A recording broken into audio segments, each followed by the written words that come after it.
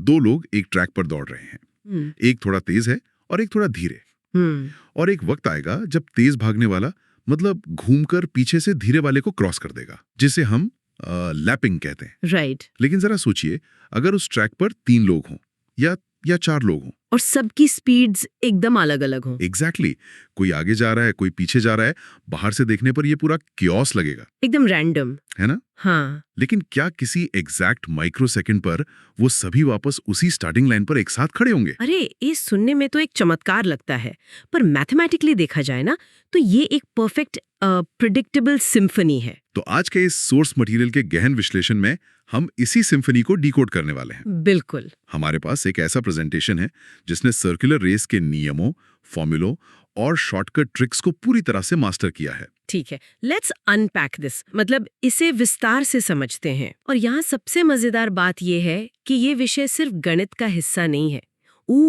ये समय, गति और पैटर्न को समझने का एक बहुत ही शानदार तरीका है। तो हम स्लाइड 1 से लेके आखिरी स्लाइड तक बिल्कुल उसी क्रम में चलेंगे, बिना कुछ छोड़े। Now we are on slide 1। हाँ, ये टाइटल स्लाइड है सर्कुलर रेस चैप्टर मास्टरी। इसमें कवर करने वाले पॉइंट्स के 3 मेन बॉक्सेस हैं।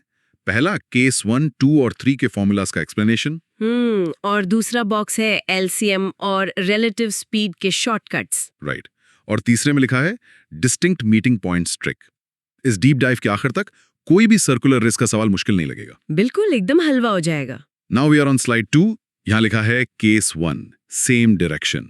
मतलब दोनों लोग एक ही दिशा में भाग रहे हैं। हाँ, मान लेते हैं कि ट्रैक की लंबाई L है और दो लोग A और B क्रमशः S1 और S2 गति से दौड़ रहे हैं। अब यहाँ दो अलग अलग कॉन्सेप्ट्स निकल कर आते हैं। पहला कि वो ट्रैक पर कहीं भी कब मिलेंगे, जिसका फार्मूला है L डिवाइडेड बाय ब्रैकेट में S1 माइनस S2 सेकेंड्स। और दूसरा रूल है कि वो शुरुआती बिंदु मतलब स्टार्टिंग पॉइंट पे ठीक से कब मिलेंगे। और वो फॉर्मूला एकदम अलग है। LCM of T1 and T2 मतलब LCM ऑफ L बटे S1 और L बटे S2 सेकेंड्स। मेरा यहाँ एक बड़ा सवाल है, हम स्टार्टिंग पॉइंट के लिए LCM यानी लघुत्तम समावर्ती का उपयोग क्यों कर रहे हैं? सीधे रिलेटिव स्पीड से काम क्यों नहीं चल जाता? यहाँ सबसे दिलचस्प बात यह है कि जब हम ट्रैक पर कहीं भी मिलने की बात करते हैं ना, तो हम असल में देख रहे हैं कि तेज रनर धीरे वाले रनर का गैप कब क्लोज कर रहा है। मतलब सिर्फ रिलेटिव मोशन। हाँ, लेकिन जब बात स्टार्टिंग पॉइंट की आती है तो रूल बदल जाता है, क्योंकि स्टार्टिंग लाइन एक फिक्स्ड लोकेशन है। LCM पहली बार उस समय को दर्शाता है जब दोनों के अलग अलग चक्कर एक ही समय पर पूरे होते हैं। अच्छा, यानी साइक्लिक नेचर। Cyclic nature. यूं के पेंडुलम को सोचिए, एक तेज स्विंग कर रहा है, एक धीरे। शुरू में दोनों आगे पीछे लगेंगे। राइट, पर एक वक्त आएगा जब दोनों का स्विंग एग्जैक्ट एक ही माइक्रो सेकंड पर मैच करेगा। वही उनका LCM है। वाओ, पेंडुलम वाली एनालॉजी से एकदम क्लियर हो गया। Now we are on slide 3। यहाँ केस 2 ऑपोजिट डायरेक्शन है, यानी विपरीत दिशा। तो क्योंकि दोनों एक दूसरे की तरफ भाग रहे हैं तो ट्रैक पर कहीं भी मिलने का समय निकालते वक्त उनकी स्पीड्स जुड़ जाती हैं। L divided by S1 plus S2 seconds. ये तो लॉजिकल है, लेकिन यहाँ एक पीले रंग का विशेष चेतावनी बॉक्स है। हाँ, वार्निंग बॉक्स। इसमें लिखा है notice starting point formula remains the exact same as case 1। मतलब शुरुआती बिंदु का फॉर्मूला केस 1 जैसा ही रहता है। ये इंपॉर्टेंट है एग्जाम के लिए। देखिए, दिशा बदलने से सिर्फ ट्रैक पर कहीं भी मिलने का समय बदलता है, क्योंकि वो एक दूसरे की तरफ आ रहे हैं। बिल्कुल, लेकिन स्टार्टिंग पॉइंट का चक्कर पूरा करने का जो व्यक्तिगत समय है वो दिशा पर निर्भर नहीं करता। हाँ, अगर मुझे एक चक्कर में 10 सेकंड लगते हैं तो 10 ही लगेंगे, चाहे दूसरा इंसान किसी भी दिशा में भागे। राइट, इसीलिए स्टार्टिंग पॉइंट का फॉर्मूला LCM ही रहता है। समझ आ रहा है, कितना सिंपल है ये। Now we are on slide 4, case 3, 3 persons same direction. मतलब 3 लोग एक ही दिशा में। हाँ, व्यक्ति A, B, C, उनकी गति ABC और ट्रैक L। यहाँ पीले बॉक्स का नियम है we take relative speeds in pairs. मतलब कहीं भी मिलने के लिए हम जोड़ियों में सापेक्ष गति लेते हैं। फॉर्मूला है LCM ऑफ L बटे A माइनस B और L बटे B माइनस C। लेकिन स्टार्टिंग पॉइंट के लिए नीले बॉक्स का नियम कहता है take individual times, ignore relative speed. यानी सीधा LCM ऑफ L बटे A, L बटे B और L बटे C। मुझे ये कहीं भी मिलने वाला पेयर्स का कॉन्सेप्ट ऐसा लग रहा है जैसे 3 ग्रहों की कक्षाएं एक सीध में आ रही हों। एकदम सटीक एनालॉजी है। ग्रहों को अलाइन होने के लिए पहले दो को अलाइन होना पड़ता है, फिर दूसरे और तीसरे को। और जब उनका समय मैच करता है हाँ, तब तीनों एक साथ मिलते हैं। Exactly. Now we are on slide 5, general rule और एग्जाम्पल 1 एप्लीकेशन। जनरल रूल वही है, time equals to circumference divided by relative speed. Example 1 देखते हैं। सर्कमफ्रेंस है 132 मीटर, ए की स्पीड है 18 मीटर पर सेकंड और बी की 7 मीटर पर सेकंड। और दोनों एक ही बिंदु से एक साथ निकलते हैं। तो स्टेप बाय स्टेप हल है। 132 को 18 - 7 से डिवाइड किया, मतलब 132 बटे 11, जो कि हुआ 12 सेकंड। हाँ, समझ आ रहा है। ये सीधा फॉर्मूले का उपयोग है। Now we are on slide 6, EX2 circular race of 400 meter का पहला भाग।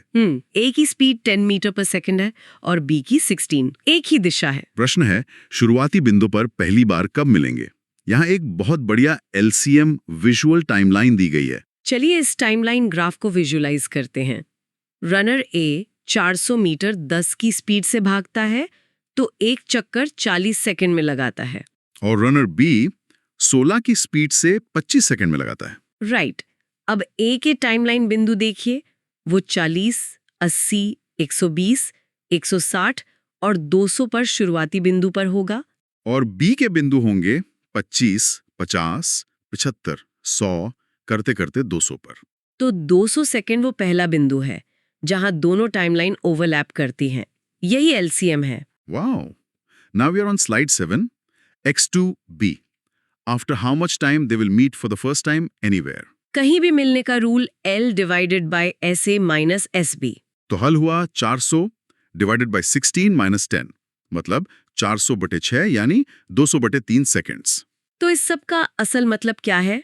इसका फिजिकल मतलब यह है कि तेज भागने वाला रनर यानी बी धीरे भागने वाले ए को पूरा एक चक्कर लैप कर देगा। अच्छा, मतलब पीछे से आके उसे क्रॉस कर देगा। बिल्कुल। Now we are on slide 8, the elite prep guide example 3, complex 3 person race. Level बढ़ रहा है अब। हाँ, ट्रैक है 900 मीटर का। रनर ए 3 मीटर पर सेकंड और बी 5 मीटर पर सेकंड से एक ही दिशा में भाग रहे हैं, लेकिन रनर सी 6 मीटर पर सेकंड से विपरीत दिशा में है। और यहाँ एक लाल कंडीशन बॉक्स है। Condition, A and B run in the same direction, C runs in the opposite direction. लाल और नीले तीर का विजुअल डायग्राम भी है जो इस टकराव को दिखा रहा है। ये एग्जाम्स का बहुत क्लासिक पैटर्न है। Now we are on slide 9, the elite prep guide का एग्जाम्पल 3A। पहली बार कहीं भी कब मिलेंगे? स्टेप 1, हम A और B का सेम डायरेक्शन वाला पेयर लेते हैं। 900 को 5 - 3 से डिवाइड किया, यानी 900 बटे 2, 450 सेकंड्स। फिर स्टेप 2, A और C का ऑपोजिट डायरेक्शन वाला पेयर। यहाँ स्पीड्स जुड़ेंगी। 900 डिवाइडेड बाय 3 + 6, मतलब 900 बटे 9, जो हुआ 100 सेकंड्स। राइट। और आखिरी स्टेप 3, 100 और 450 का LCM लेना है, जो आता है 900 सेकंड्स यानी 15 मिनट। अगर हम इसे बड़ी तस्वीर से जोड़कर देखें ना, तो 3 लोगों के मिलने के लिए हमें किन्हीं 2 जोड़ियों के मिलने का समय निकालना होता है और फिर उनका साझा समय यानी LCM ढूंढना होता है। बिल्कुल। Now we are on slide 10, example 3B। तीनों शुरुआती बिंदु पर दोबारा कब मिलेंगे? इसके लिए हमें बस इंडिविजुअल टाइम चाहिए।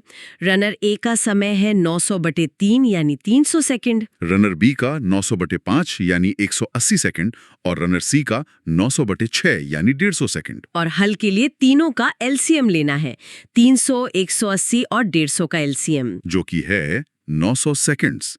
Wait, really? कहीं भी मिलने का समय और शुरुआती बिंदु पर मिलने का समय, दोनों का उत्तर 900 सेकंड आया है। हाँ, ये एक अद्भुत गणितीय संयोग है। कभी-कभी नंबर्स ऐसे अलाइन होते हैं कि पहली मीटिंग सीधे शुरुआती लाइन पर ही होती है। Amazing. Now we are on slide 11, the elite prep guide X4। Track है 5000 मीटर का, स्पीड्स है 36 किलोमीटर प्रति घंटा और 54 किलोमीटर प्रति घंटा। हमें विपरीत और समान दिशा में मिलने के समय के बीच का अंतर बताना है। और यहाँ एक पीला बॉक्स है, एग्जाम ट्रिक यूनिट कन्वर्शन। ये इंपॉर्टेंट है एग्जाम के लिए। हाँ, किलोमीटर प्रति घंटे को मीटर पर सेकंड में बदलने के लिए 5/18 से गुणा करते हैं। एग्जैक्टली।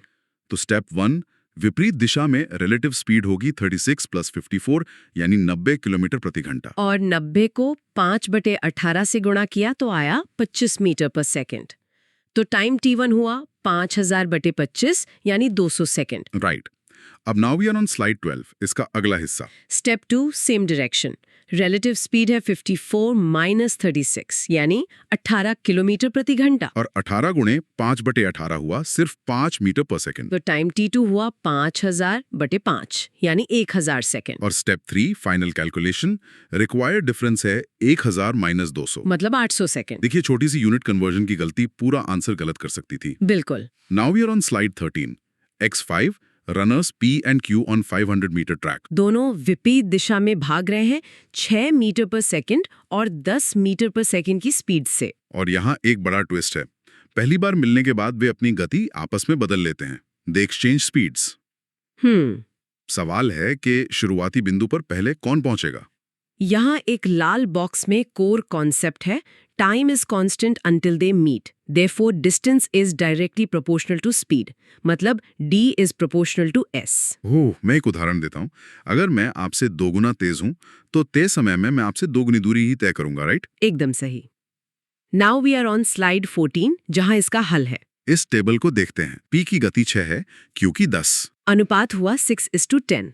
6×10। तो मिलने पर दूरी का अनुपात भी 6:10 ही होगा। और ट्विस्ट का असर यह है कि अब P बची हुई 10 दूरी को अपनी नई गति यानी 10 मीटर पर सेकंड से तय करेगा। तो समय हुआ 10/10 यानी 1 सेकंड इकाई के रूप में। और पीला बॉक्स कहता है कि therefore they will reach at the same time, वे दोनों एक ही समय पर पहुंचेंगे। बिल्कुल परफेक्ट सिमेट्री है। Now we are on slide 15, Axis 6, 20 और 30 मीटर पर सेकंड से विपरीत दिशा में दौड़ रहे हैं। और ट्रैक है 100 मीटर का। पूछा है कितने अलग अलग बिंदुओं पर यानी डिस्टिंक्ट पॉइंट्स पर वे एक दूसरे को पार करेंगे। यहाँ से बात और भी दिलचस्प हो जाती है। हाँ, रेशियो ट्रांसफॉर्मेशन देखिए। स्पीड्स का अनुपात 20 और 30 से सिंप्लीफाई होकर 2:3 बन जाता है। और पीला बॉक्स कहता है सुपर ट्रिक, विपरीत दिशा है तो मिलने वाले बिंदुओं की संख्या उनकी गति के अनुपात का योग होती है, मतलब 2 + 3 = 5। और लाल बॉक्स में प्रो टिप है, अगर दिशा समान हो तो अनुपातों का अंतर निकालते हैं, 3 - 2 = 1। और नोट देखिए, परिधि की लंबाई यहाँ इर्रेलेवेंट है। ट्रैक 100 मीटर का हो या 1000 का, पॉइंट्स 5 ही रहेंगे। ये ट्रिक तो सच में मैजिक है, बिना ट्रैक की लंबाई जाने सिर्फ रेशियो से उत्तर आ गया।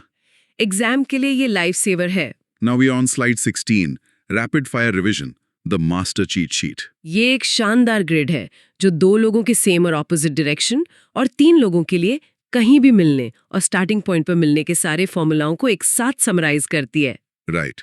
और आखिरी slide, now we are on slide 17, test your readiness. यहाँ 3 सवाल है, चलिए इन्हें तुरंत देखते हैं। पहला, A 15 की स्पीड से, B 10 की स्पीड से, सेम डायरेक्शन, 500 मीटर का ट्रैक, डिस्टिंक्ट पॉइंट्स कितने होंगे? सेम डायरेक्शन है तो रेशियो का अंतर लेंगे। 15 और 10 का रेशियो 3.2 और अंतर 1। तो आंसर 1 है। दूसरा सवाल, 72 किलोमीटर प्रति घंटे को मीटर पर सेकंड में बदलने का शॉर्टकट, 5/18 से गुणा करना। और तीसरा, विपरीत दिशा में स्टार्टिंग पॉइंट पर मिलने का फॉर्मूला किस पर निर्भर करता है? रिलेटिव स्पीड पर नहीं बल्कि इंडिविजुअल टाइम्स के LCM पर। बेहतरीन। तो अगर हम पूरे कॉन्सेप्ट का रिवीजन करें तो रिलेटिव मोशन गैप्स को कवर करता है, LCM साइकिल्स को सिंक करता है और D/S का कॉन्सेप्ट कांस्टेंट टाइम पर काम करता है। और की टेकअवेज की बात करें तो ये इंपॉर्टेंट है एग्जाम के लिए कि शुरुआती बिंदु का फॉर्मूला कभी नहीं बदलता, दिशा कोई भी हो। और यूनिट कन्वर्शन और डिस्टिंक्ट कॉइन्स के शॉर्टकट्स हमेशा याद रखने हैं। चलिए एक छोटा सा रैपिड फायर हो जाए।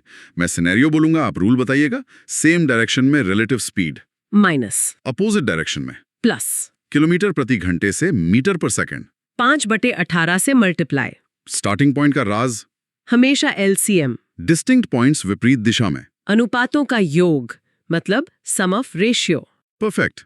पर इन सब के बाद मेरे दिमाग में कुछ गहरे सवाल आ रहे हैं। क्या होगा अगर रेस सर्कुलर की बजाय अनंत सीधी रेखा में हो? अरे, अगर ट्रैक सीधा और इन्फिनिट हो गया तो कोई चक्कर ही नहीं लगेगा। तो क्या LCM का कोई मतलब रह जाएगा? बिल्कुल नहीं।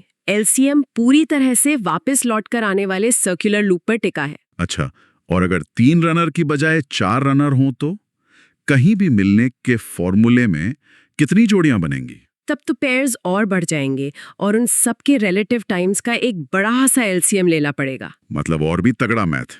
तो दोस्तों, हमने इस डीप डाइव में समय और गति के बीच के गणित को 2D फ्लैट ट्रैक पर देखा। हाँ। लेकिन